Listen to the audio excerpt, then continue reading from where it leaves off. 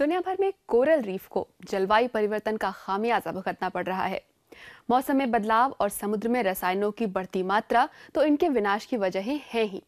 Brazil में वैज्ञानिक इस नतीजे पर पहुंचे हैं कि जरूरत से ज्यादा मछलियां पकड़ना भी इन्हें नुकसान पहुंचा रहा है।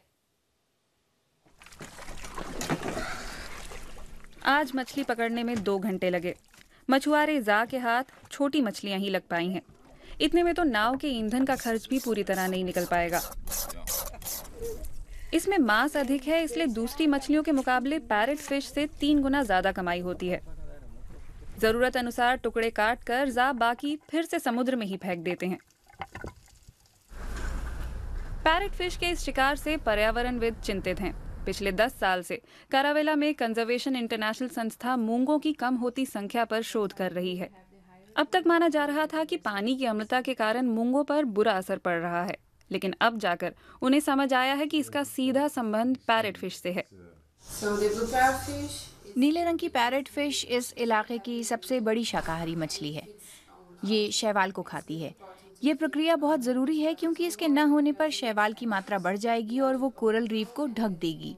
लेकिन साथ ही हमें शैवाल की भी ज़रूरत है, इसलिए हमें एक संतुलन चाहिए ताकि कोई एक दूसरे पर भारी ना पड़े।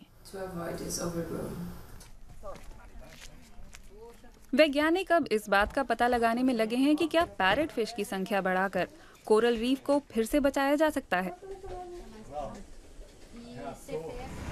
100 किलोमीटर से भी अधिक दूरी के साथ अब्रायहॉस दक्षिण अमेरिका का सबसे बड़ा कोरल रीफ वाला इलाका है। वैज्ञानिक 2 अलग अलग रीफ की तुलना कर रहे हैं।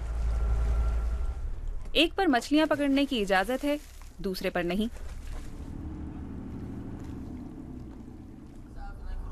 रोनाल्डो फ्रांचीनी डाटा जमा कर रहे हैं मछलियों की प्रजातियों, मूंगों की संख्या और शैवाल के घनत्व के बारे में।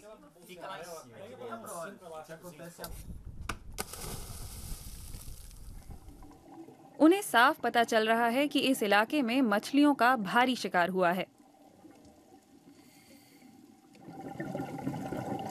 कुछ छोटी पैरेट फिश ही देखने को मिली हैं। 10 साल पहले ये इलाका बड़ी मछलियों से भरा रहता था। जाहिर है मछलियों का जरूरत से ज्यादा शिकार किया गया है। मछली की ये प्रजाति कितनी खास है, ये समझाने के लिए वो मछली का एक बच्चा यहाँ लाए हैं। इसकी उम्र 1 साल है। वो समझा रहे हैं कि अगर इसे जिंदा रहने दिया जाए तो ये मछली 1 मीटर लंबी हो सकती है और 30 साल तक जी सकती है। बाकी मछलियों की तुलना में इसका विकास बहुत धीरे होता है। इसका मतलब ये भी है कि बाकी प्रजातियों के मुकाबले ये बेहद संवेदनशील है। लेकिन जा जैसे मछुआरों के लिए पैरेट फिश खुशहाली का जरिया है। इन्हीं के शिकार के चलते मछुआरे अपनी मोटर बोट के लिए ईंधन खरीद पाते हैं और अब तो उनके पास सड़कों पर यातायात के भी साधन आ गए हैं। मूंगे का ये टुकड़ा शुरुआती समय का साक्षी है। जा के पिता यूसुफ ने 15 साल पहले पहली बार पैरेट फिश का शिकार शुरू किया। वो बताते हैं कि पहले बड़ी पैरेट फिश अच्छी तादाद में मौजूद थी और फिर इन्हें खाने का चलन शुरू हो गया। जाहिर है आपको इस तरह से शिकार करना चाहिए कि आप बड़ी मछली पकड़ें और छोटी को जाने दें। लेकिन यहाँ हमारे इलाके में मछुआरे अब छोटी मछलियाँ भी पकड़ने लगे हैं क्योंकि बड़ी बची ही नहीं है। 50 सेंटीमीटर की हो जाने के बाद ही पैरेट फिश प्रजनन के लिए तैयार हो पाती हैं। ये बात जा को भी अच्छी तरह पता है, लेकिन बाकी मछुआरों की तरह उन्हें भी लगता है कि इनके शिकार पर पाबंदी लगा देना समस्या का समाधान नहीं है। मुझे लगता है कि अब्रायहॉस के तटीय इलाके में ये रिसर्च बहुत ही नई है। अभी किसी भी नतीजे पर नहीं पहुंचा जा सकता, लेकिन मेरी उम्मीद यही है कि वो शिकार को सीमित करने की जगह मछुआरों की मदद करने के लिए कुछ करेंगे।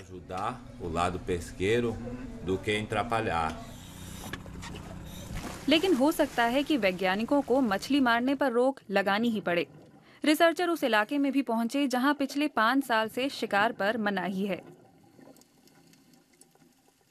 आखिरकार बड़ी मछलियों का एक झुंड देखने को मिला। यहाँ संख्या बढ़ रही है। मछली मारने पर रोक का असर हो रहा है।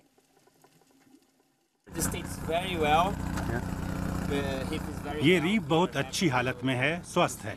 हमें खुशी है, यहाँ बहुत सारे मूंगे हैं, कोई बीमारी नहीं, कई पैरट फिश हैं। लगता तो है कि संरक्षण का फायदा हुआ है।